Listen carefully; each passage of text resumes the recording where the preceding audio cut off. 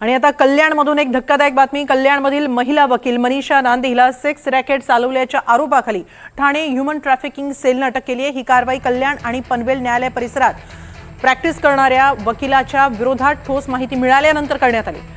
Thane human trafficking सेलने केलेल्या या धडक कारवाईत 2 पीडित तरुणींची या सेक्स रॅकेटमधून सुटका करण्यात आली आहे। अटक करण्यात आलेली महिला ॲडव्होकेट मनीषा नांदे कल्याण आणि पनवेल कोर्टात नियमितपणे वकिलीची प्रॅक्टिस करत होती।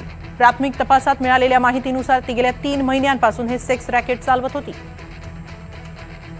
याबाबत अधिक माहिती घेऊया आमचे प्रतिनिधी अमजद खान यांच्याकडून। अमजद, काय अधिक माहिती या सगळ्या प्रकरणामध्ये?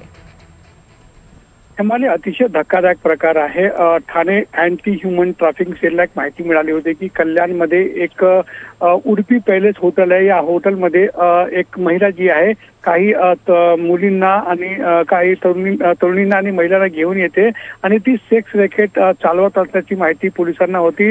हे ह्यूमन ट्रॅफिकिंग सेलच्या पोलिसांनी छापा टाकला। या दरम्यान जी मनीषा नांदे ही जी महिला आहे दलाल आहे, हिला अटक करण्यात आली आणि 2 तरुणींची सुटका करण्यात आली।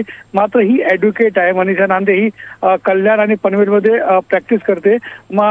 एकीकडे न्यायालयात लोकांना न्यायासाठी भांडते, दुसरीकडे बाहेर सेक्स रॅकेट ही चालवते। त्यामुळे कल्याणमध्ये एकच खळबळ उडाली आहे आणि गेल्या 3 महिन्यांपासून ही सेक्स रॅकेट चालवत असल्याची माहिती आहे। अनेकांना त्यांनी या जे सेक्स रॅकेटच्या धंद्यात त्यांनी ओढले आहे अशी माहिती आहे। पुढील तपास सुरू आहे।